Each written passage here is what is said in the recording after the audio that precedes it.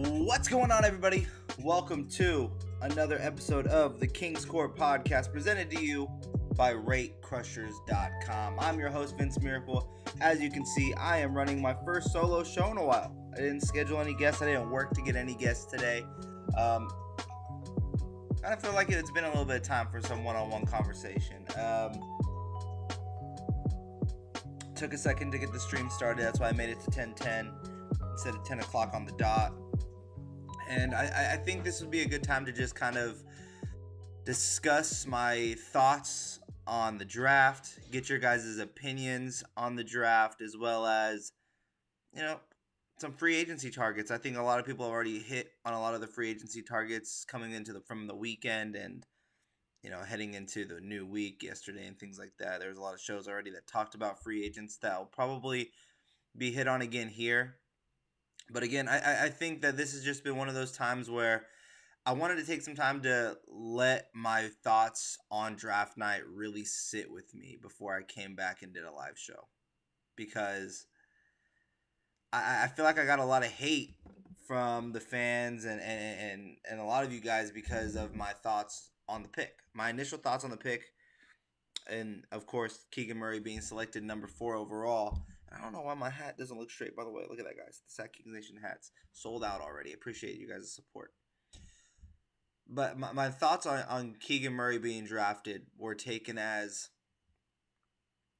Vince doesn't like the pick. Vince doesn't know what he's talking about. The Kings made the right choice.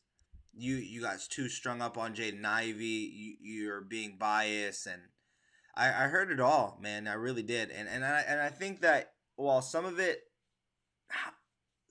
may be true, maybe it was more of the fact that I did have high regards of Jaden Ivey as a player. I thought Jaden Ivey was the best player available in terms of upside and talent and potential, which is exactly what this Kings team needed.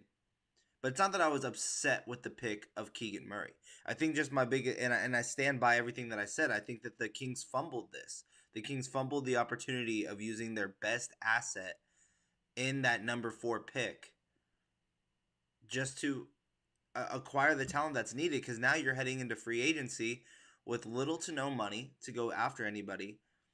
I mean, you do have $40 million, little under $40 million in expiring contracts. So what does that get you? But when there's not really too much available, do you really think that the Kings are going to land a Zach LaVine? Do we really think the Kings are going to land a Miles Bridges, especially after what Mitch Kupchak just said? I mean, it just doesn't seem logical. It doesn't seem like that's going to be the direction that they head in. So what directions do they go in? We'll talk about that just a little bit more. But for me, man, I do like Keegan Murray. I think that Keegan Murray definitely fills a ton of needs for this team. Obviously, he plays at a position of need, a position that you always want to have shooting and defense at that 4 spot. The question I continue to have with many people is, can he play the 3 spot? And I've come to the conclusion that he can't. I've watched plenty of tape. I've tried to figure out, the more I watch him, I mean, I see the Tobias Harris comps, but my favorite comp is still my Al Harrington comp. I think that's exactly how I view him. And Al Harrington was in the league for a long time. Al Harrington is a really good basketball player. It's just that doesn't turn the needle for a team that continues to say that their goal is playoffs. That's what the Kings continue to preach is we're eyeing the playoffs. They think they're that close. And I think the biggest disappointment of not acquiring assets to potentially trade down or do any of those things is, you continue to look for a foundation for this team and what was the direction of this team. And the direction of this team finally was met by adding Domantas Sabonis with De'Aaron Fox. You now have 2 foundational pieces for your franchise. And to finally help them, you were sitting in a very strong position. You had a very strong hand. If this had to be considered poker, the Kings had ace-king in the hand. The flop came out. You had a straight draw and you had a flush draw. I mean, it was ace-king suited. And the Kings checked instead of, taking a bet, taking the gamble. And the Pistons were bluffing. They said, "Hey, we're gonna trade away Jeremy Grant. We're gonna just say, hey, if you take Jayden, we're gonna take Keegan. Now there's a role to be met." And that's what I'm saying. Like, the Kings didn't get a Jeremy Grant, didn't try to get a Sadiq Bey, didn't address the shooting guard position, didn't address the small forward position. And that's the thing. Can Keegan play small forward? And that's the conversation I continue to have with people. And I just don't think so. I've watched so much tape. The lateral quickness just isn't there. The length is there, and his, I think, basketball IQ is definitely going to help him in many situations to be able to stay in front of some. I just don't know if moving downhill he's able to keep up with any true small forward. Like, I really don't know. I really don't know how they're going to do it, because I would attack him in any pick and roll sets. That's just me personally. Like, if you're a Chris Paul or you're a Ja or you're just think of any guard that can get that switch on a Keegan, you're going to try to address his lateral quickness. If you're Chris Middleton, a Jimmy Butler, same thing. You're going to try to attack his lateral quickness. You're going to try and see how tough he is down in the paint. And again, the thing about his offense that continues to have me a little bit frozen is I don't see his offensive ability being more than just catch and shoot, pick and pop type of player right now. He didn't do much off the dribble in college. He doesn't have the handle to do much off the dribble. So it's transition dunk, transition three, pick and pop. You're not going to see offensive sets, or should I say you shouldn't see too many offensive sets where it's a play for Keegan Murray to call for the ball down low in the post, where, yes, I said 91 percentile. I apologize. It's the 99 percentile of him being down in the post that he was in college. He's not doing that in the NBA. Do you want to know how I know? How many times do you see Harrison Barnes in the post? Rarely ever. So you're thinking that Keegan Murray is going to get more post time than a Harrison Barnes? Than a Domantas Sabonis? No, that's not happening. That's where I draw my concern. So that turns into, what role is he? What role is he going to play on this Sacramento Kings roster? Now, obviously, I can't go off of who the Kings may go and add. I can't go off of all these other things. I have to just go off of what we see and what we have right now, which is projected starting lineup. Probably has Davion in it right now, unless we figure out what's going on with Dante. I do think if Dante does return to Sacramento, he would be the starting shooting guard next to De'Aaron Fox. But let's assume we don't know, because we really don't. We won't know until tomorrow. And we will talk about free agents here probably after the commercial break and after this topic. But let's say it's Davion, Fox. Fox is your 1-2 punch. Is Keegan your 3? Okay. Then it's Barnes. Then it's Sabonis. So Keegan's stepping right in and being that starter. We haven't seen that from any rookie that Monty has drafted. Tyrese wasn't a starter. Davion wasn't a starter. Even Fox wasn't even a starter. So Sacramento doesn't always start their picks. So there's still so many questions there. Is it still going to be Holiday? I don't think so. I would expect Holiday to be gone. And we'll talk about free agents more. I appreciate everyone that's still joining in here live, that are coming into the King Sport podcast presented to you by RateCrushers.com. If you haven't done so already, please do me a huge favor and hit that thumbs up button. If you guys do want to join into the conversation, please join in the chat. And in a few moments, we will see if there's any people that want to come in and join for the phone call. Put you guys in the green room and we can have a conversation. Murray would be a projected starter right now. That's the big thing for me. And in that role, all he's doing is picking and popping. I don't see much more of him other than a pick and pop shooter. You're not going to call for isolations. You're not going to do any of those things. It's just that's unfortunate for what Keegan Murray is as a player. Go look at what more he can be. Right? Go watch film and tell me, no, Vince, you're wrong. Look what he's able to do in isolation here. Because the only isolation plays I've ever seen him do is down in the post. He doesn't have many post moves either, if we're being 100% honest. A lot of his post game was due to the switch and the athleticism and height and length to finish above players. and the strength to be able to finish on a curl. Does he have a turnaround jumper? Yeah, he does. He has a turnaround jumper. I'll give him that. But you don't see real post work as in terms of big, right? So if he's that forward that you're thinking has that inside post moves, that's not it. That's not his game. I love the professionalism. I love that he's a quiet dog. Just listen to the way he speaks. He wants to win. He has a high basketball IQ. You can't deny his basketball IQ. He has one of the highest basketball IQs, I think, in the entire. I think he has arguably the highest basketball IQ in the entire draft. He's a smart player. He plays within the offense. He shouldn't necessarily wow you with anything, but he's definitely going to come in and right away contribute. Just what kind of contributing plays is he going to be able to do? That's my big question there. Is what plays is he going to do? Let's go over to Jay Billis after the draft, and this is what he said about the Kings drafting Keegan Murray at number 4. Jay Bilas on the Sacramento Kings selecting Keegan Murray with the pick. While he's not spectacular in anything he does, at the end of the game, his numbers are spectacular. And I think Sacramento made a really good pick at number 4. You know, Jaden Ivey from Purdue was available there, who's, I think, the best athlete in the draft. But I think Sacramento probably got the most NBA ready today plug-and-play guy in Keegan Murray. Yeah, look at that, man. Listen to that last bit. The most NBA ready, plug and play, ready to go. And he really could be. I mean, he feels an automatic need. I don't think that jump shot's going anywhere. Shooting is always necessary in this league. I like Keegan Murray. I think being drafted number 4 is fine. It's not that I have a problem of where he is drafted. If he was drafted number 5, number 6, fans, they would be freaking out. We should all be freaking out. Keegan Murray was the best player for the Kings.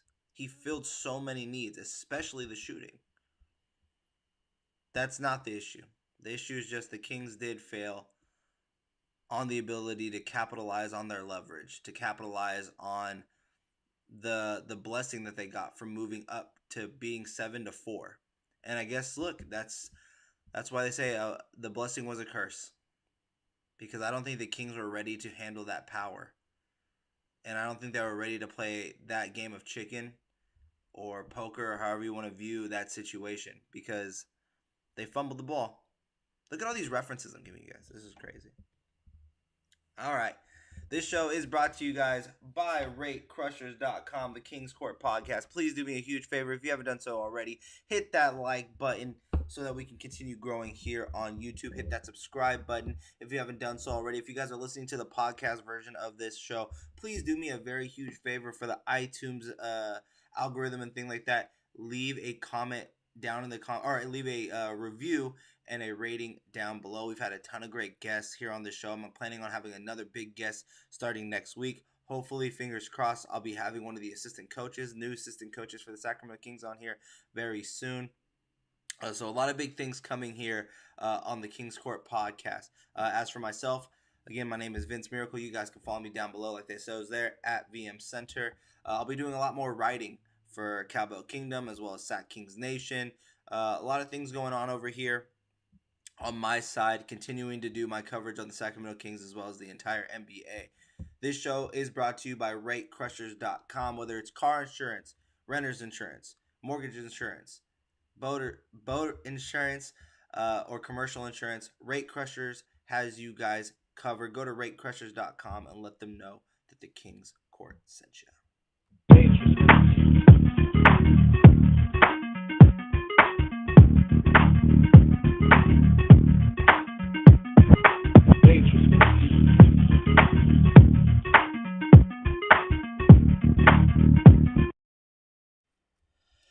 All right. So let's go ahead and move into the topic now of free agents. So the 2022 free agency class, as many have already discussed, is slim. It's slim, and it keeps getting slimmer as people are signing extensions, trades are being made. Obviously, a trade that has already been made as of this morning is that the Denver Nuggets have traded away Will Barton to the Washington Wizards for Ish Smith and something else. What else did they trade it for? It was Ish Smith and Contavious Caldwell Pope. I mean, they get that shooter next to, they get that 3-and-D player next to Jamal Murray and Will Barton. I think that's a big key for them. It's a nice pickup. Nice pickup. I mean, it sucks losing out on Will Barton, who was a nice six-man for them, but and Monte, lost a nice backup point guard too. Still, they got a decent backup point guard back in Ish Smith. I think they're arguably on the same exact tier. Ish Smith really quick, being able to score in the fast break, but then Contavious Caldwell addressing a clear need for them at that shooting guard spot. But yeah, plenty of names still available here in free agency. I think that there's some that many are they're just and the Kings are working with an MLE. I think they have like in total of all money combined, they're like what, $13 million, a little less. They basically are just working with their MLE. So what are they gonna go? So everyone's heard the names before: TJ Warren. They've all heard the names of Kyle Anderson, Gary Harris, and look, I think the one that I like the most is still Kyle Anderson. I think Kyle Anderson is, of the group, the best available of the group. I'm not saying that he's my number one target or anything like that. I just feel of the group, he is the guy that comes in, addresses an automatic need for defense, high basketball IQ, and everything like that. My only concern is I don't know if he is a system guy. Like, for example, like he's only good in certain systems. He was really good in San Antonio. In Memphis, he played such a key role as that passer. So I just don't know if that's where he caps. And then if he comes to Sacramento, if he's able to still make that impact that he's capable of making on this Kings roster. That's my biggest concern for Kyle Anderson. But of the group, he is hands down the best out of those names. Taurean Prince was a name that I had on my mind, but it seemed pretty clear that he played a role in Minnesota that fit him so well. And for him to go back, he sees that they're building something special over there with Ant, and you got Cat. I mean, that's a potential, up and coming team right there. I mean, I want to know what they do with D'Angelo Russell to see how they continue to get better. But they have something special brewing over there, and Prince got paid to stay, so that was a good choice.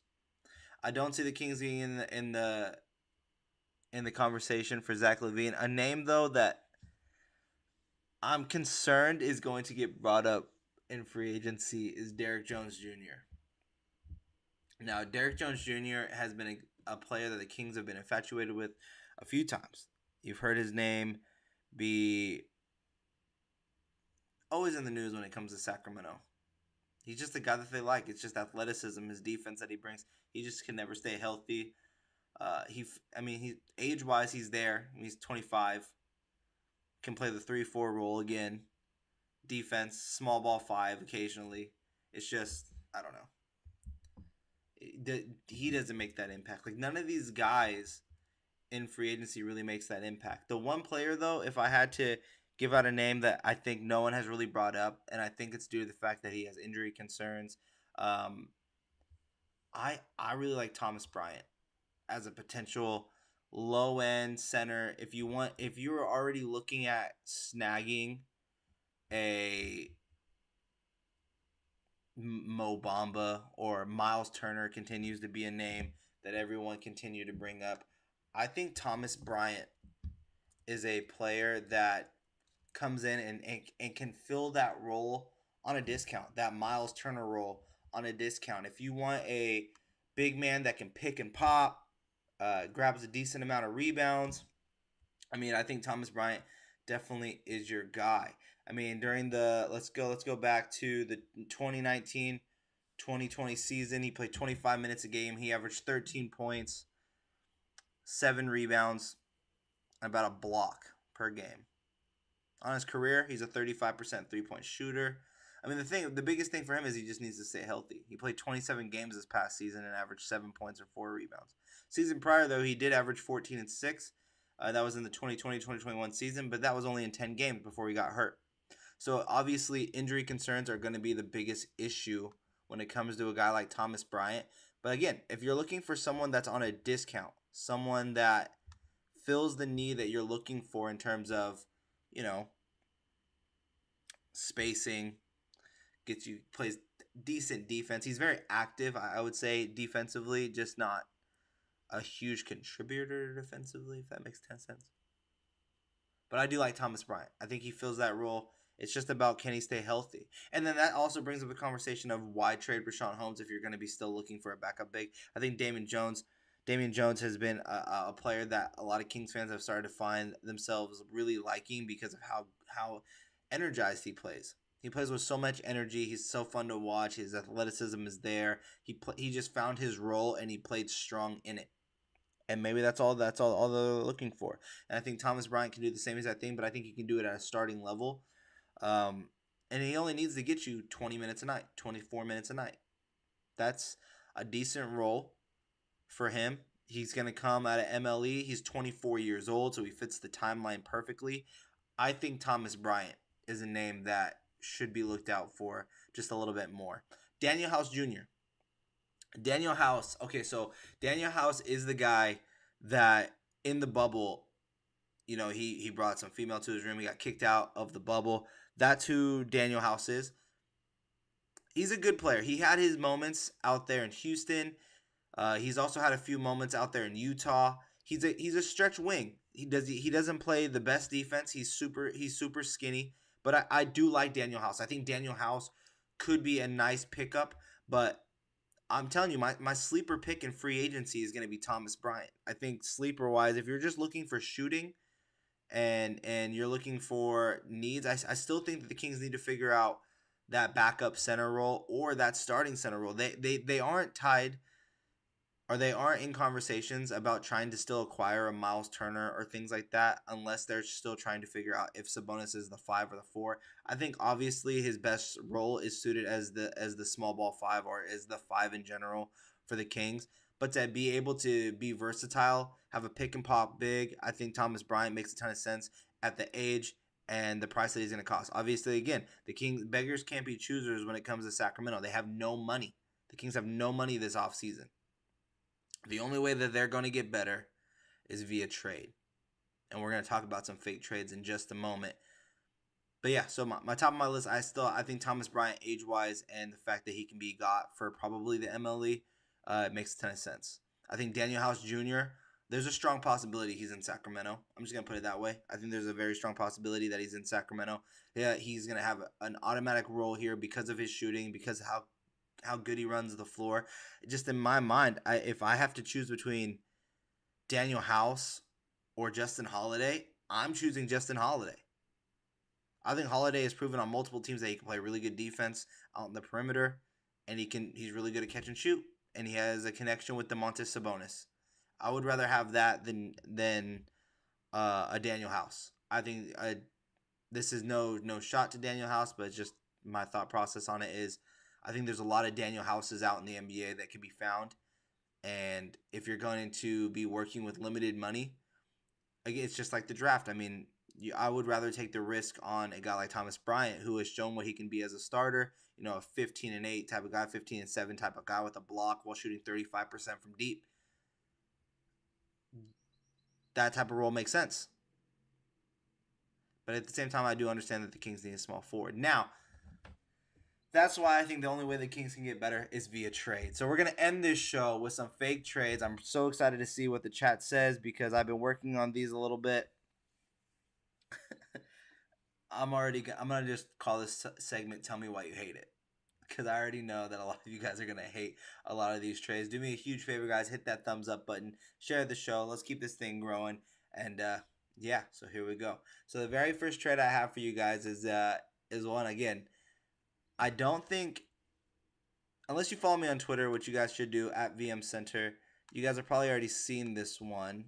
And it's going to be for Rashawn Holmes. So it's just a plain Rashawn Holmes deal. It's that right there. So it's going to be Rashawn Holmes for Joe Harris. Now, would you have to give up a second-round pick? Maybe. That's a possibility. That wouldn't surprise me if you had to do that as well. Give up any type of pick. Now, the question I get asked all the time is, why would the Nets do this trade? Well, the Nets are still looking for their big. Yes, they're going to match the deal for Nick Claxton. It's been reported already that they're going to match any deal for Nick Claxton, and I believe that's a smart thing. But Nick Claxton at his peak, what's he going to be? And they're hoping, I would feel, it's going to be a Richaun Holmes type of player, someone that can hit a mid-range shot, shoot 85% from the free throw line, walking double-double. He does struggle against, big body centers, but at the same time, that's not what the Heat or the Nets were worried about. The Nets were worried about grabbing rebounds, being able to play a big that can be not blown by in a pick and roll set. Richaun Holmes was one of the best coming out of the pick and roll. He has very quick feet. I think this makes sense for both teams. Joe Harris, a 6'6" shooting guard, a knockdown shooter. I even said it on Twitter when having the conversation. I think that Joe Harris would be the shooter that they hoped Buddy Hield could be. Just the professional, the shooter, everything that he was, that they hoped that Buddy could have turned out to be, is what Joe Harris would be right away for the Kings. And I don't think he gets enough credit for how good of a defensive player he was for the type of player that he is.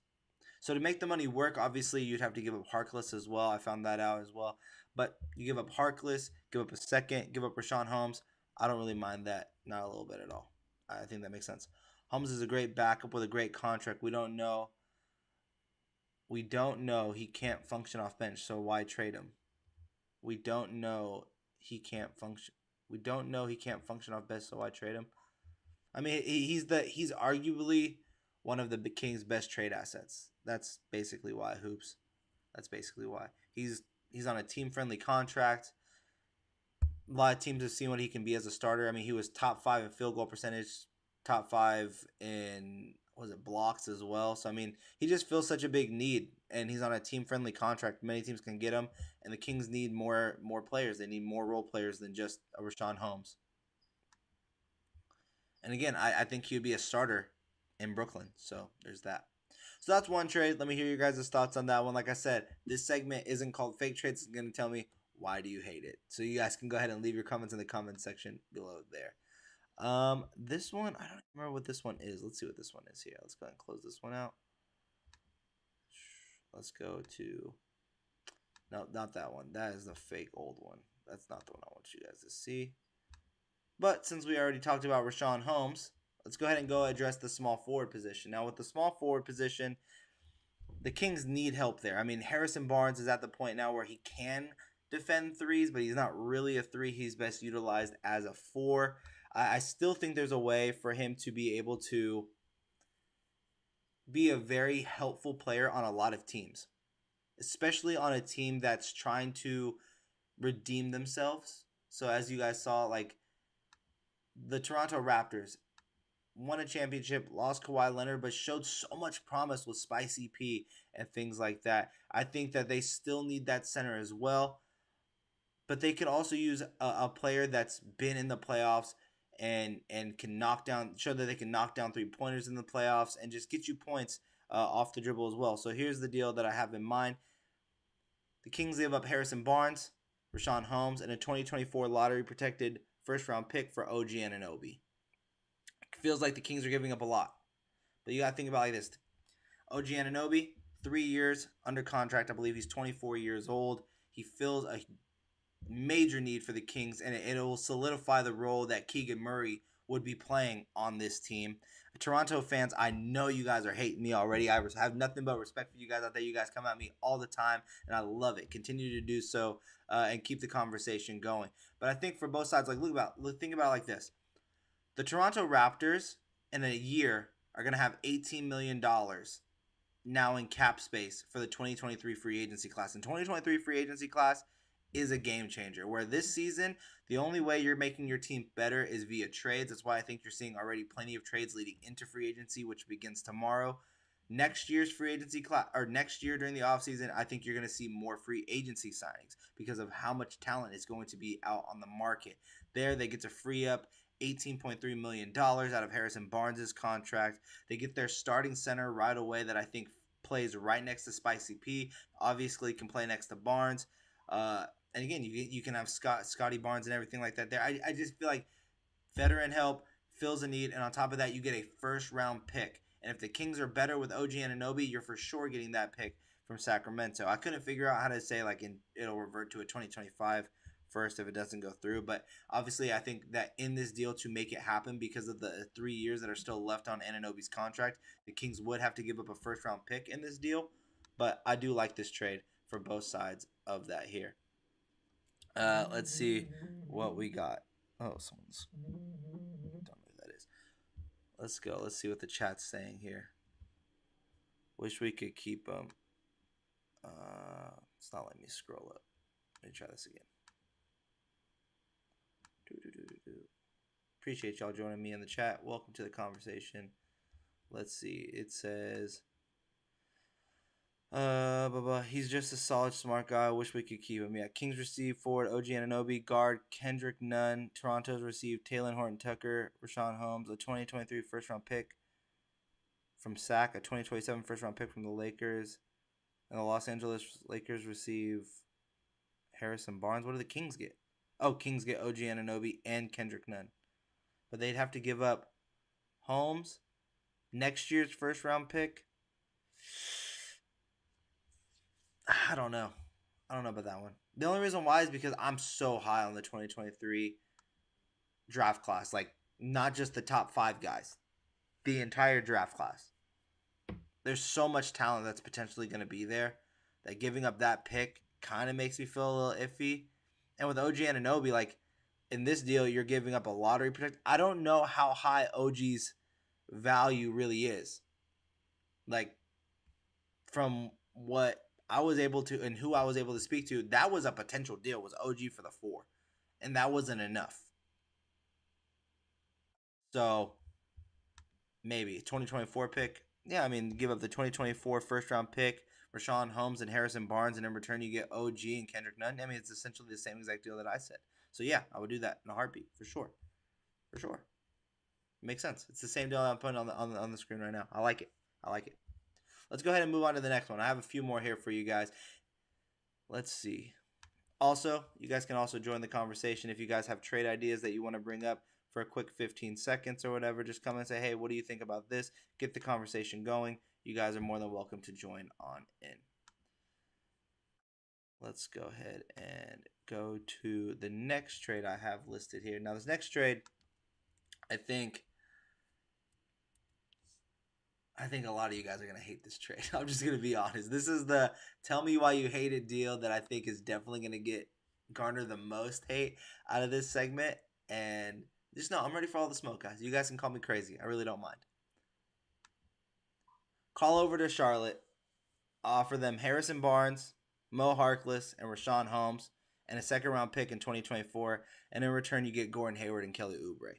Why would the Kings do this deal? Well, look at this. The Kings automatically address their need. They get Harrison Barnes for an additional year. That's how I view this. So Harrison Barnes with 1 year left.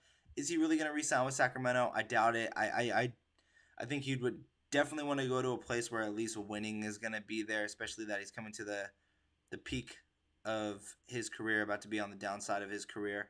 Same thing can be said for Gordon Hayward. Look, there's only 2 years left on his deal. This at least gives you the window to have that small forward that can still play small forward. So again, solidifying a role for Keegan Murray. I think he also brings a high basketball IQ, can take the ball out of Fox's hand when needed and run the guard spot. And on top of that, you get Kelly Oubre, who can be your bench scorer, can play a enhanced role that Jeremy Lamb probably is kind of holding on to right now if he comes back. I just feel like both those players fill an automatic need for the Kings. And then for the Hornets, I mean, like I said, you get Harrison Barnes, who gets to slide right in for Gordon Hayward, automatically plug and play for that role, as well as the Hornets get off of his money next year to continue to help LaMelo Ball with cap space, $18.3 million in cap space. They get the center that they were initially going after before making the Mason Plumlee deal. Obviously, Mason Plumlee hasn't turned out to be the player that they wanted him to be. That's why they had to go get Montrez, but there's a good chance Trez might be going to jail. So they now need a center that can run the floor with LaMelo. And look, when he's with a passing guard, Holmes, look how great he was. Look how phenomenal he looked with Tyrese Halliburton. I don't even know who's the better passer between Ball and Halliburton. Who's the more flashy passer? Obviously, it's LaMelo. Who's the more high IQ passer? I really don't know. They both make smart passes. You put that next to Holmes, he's going to already succeed. He's going to be better. Also, it's not just $18.3 million that the Hornets get off of. They get off 22.8, almost 23 because of Mo Harkless as well. And then on top of that, they also get a second round pick. So I feel like, well, on the Kings side, it doesn't seem like they're getting a whole lot. But I think what this does is, A, it solidifies a role for Keegan to play that power forward spot, which I think is his role on the NBA level. You get Gordon Hayward, that veteran voice that Harrison Barnes was playing, but at the same time, Gordon Hayward can get you a bucket on all three levels. He can also be the passer that you need him to be, and I just think he's the more reliable scorer over Harrison Barnes. I think they're essentially on the same exact tier. I have Gordon Hayward as the 1A and Barnes as the 1B. And then that's why you're giving up the second round pick in this deal as well. And then you also get Kelly Oubre, who is your automatic scorer, your microwave off the bench. He plays a pivotal role for you. And on that 1 year deal, you can possibly trade him at the deadline if needed. So you don't really lose out too much there. Well, I think a lot of you are going to hate it. I think this is probably, of the three that I showed, this is arguably my most realistic deal that I think could happen. Let's see what the chat's saying here. Murray, I think, can be Michael Porter Jr. I just don't think he's that doesn't have that quickness to be able to play that small forward spot. Could he be a Michael Porter Jr.? Maybe. That'd be cool. I like Michael Porter Jr. A healthy Michael Porter Jr. That'd be great. That'd be great. That is all the trades I have, guys. Wow, I can't believe this has already been a 38-minute show. It feels like it was much sooner than that. A lot of stuff going on. We addressed Keegan Murray and his role in the Kings. My not disappointment in the pick. I want to make that clear. I like Keegan Murray. I think he fits this team 100%. I think that he filled a lot of needs for this team, being at the position that he plays, the shooting that he brings, the defense that he brings, the IQ that he brings. It's just the Kings don't know how to play poker. The Kings just continue to show that they didn't know how to leverage. They stuck to one player and one player only. That's the disappointing part. You look, we're trying to address these issues that they have now with no money in free agency and now having to give up probably more players than you want to. I mean, you have to give up a Holmes. You have to give up a Barnes. If you want to swing for a home run, a real home run, you may have to even give up Davion. I doubt that they do that, though. I doubt that they do that. I think Davion showed too much potential at the end of last season that you give him up. Yeah, I don't know. Talk about that. Talk about some free agents. Again, I like Thomas Bryant. I think Daniel House is going to be a name you hear about a lot. I think Gary Harris is going to be a name that gets floated.